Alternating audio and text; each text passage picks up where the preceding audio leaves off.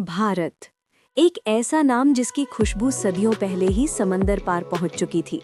जब यूरोप के ज्यादातर देश अंधकार, भूख और सीमित संसाधनों में जी रहे थे, तब भारत मसालों, रेशम, सोने और ज्ञान से भरा हुआ था। काली मिर्च इतनी कीमती थी कि उसे ब्लैक गोल्ड कहा जाता था, और दालचीनी, लौंग और इलायची यूरोप के राजमहलों तक पहुंचने से पहले कई हाथ बदलती थी। लेकिन समस्या ये थी कि भारत तक पहुंचने का रास्ता यूरोप को पता नहीं था। जो भी रास्ते थे वे जमीन के थे, और उन पर अरब और तुर्क व्यापारियों का नियंत्रण था। हर मसाला यूरोप पहुंचते पहुंचते 10 गुना महंगा हो जाता था। यूरोप के राजा परेशान थे।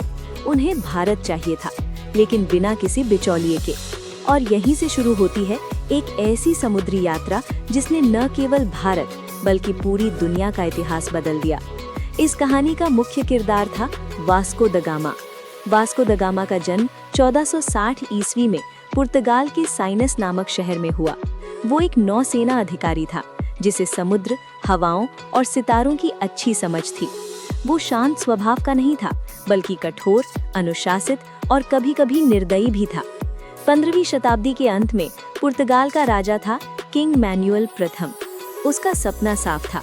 वो चाहता था कि पुर्तगाल भारत तक समुद्री रास्ता खोजे, अरब व्यापारियों के नियंत्रण को तोड़े और विश्व व्यापार का केंद्र बने।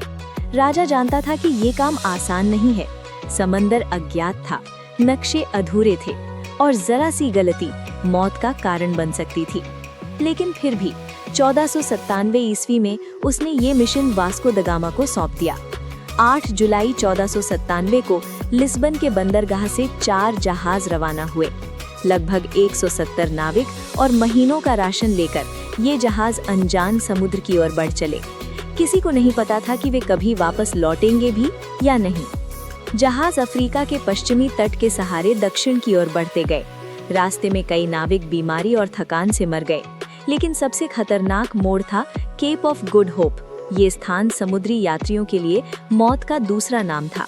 यहाँ लहरें पहाड़ों जैसी उठती थीं, तेज हवाएं जहाजों को पलट सकती थीं, और कई जहाज यहीं हमेशा के लिए डूब चुके थे। वास्को द गामा के जहाज भी भीषण तूफानों में फंसे। कई बार ऐसा लगा कि अब सब खत्म हो जाएगा, लेकिन महीनों के संघर्ष के बाद वे इस खतरनाक मोड़ को पार कर गए। इसके बाद जहाज अफ्रीका के पूर्वी तट पर पहुंचे। यहीं केन्या के मालिंदी बंदरगाह पर वास्को द गामा की मुलाकात एक अनुभवी अरब नाविक से हुई जिसका नाम था अहमद इब्न माजिद। अहमद इब्न माजिद मानसूनी हवाओं का गहरा ज्ञान रखता था। उसने बताया कि किस समय और किस दिशा में चलने वाली हवाएं भारत तक पहुंचने में मदद कर सकती हैं। इतिहासकार मानते हैं कि अगर ये मार्गदर्शन न मिला होता तो वास्को द गामा कभी भारत नहीं पहुंच पाता। इसी मार्गदर्शन के सहारे वास्को द गामा ने हिंद महासागर पार किया। कई हफ्तों की यात्रा के बाद 20 मई 1498 को उसके जहाज भारत के पश्चिमी तट पर कालीकट पहुंच गए।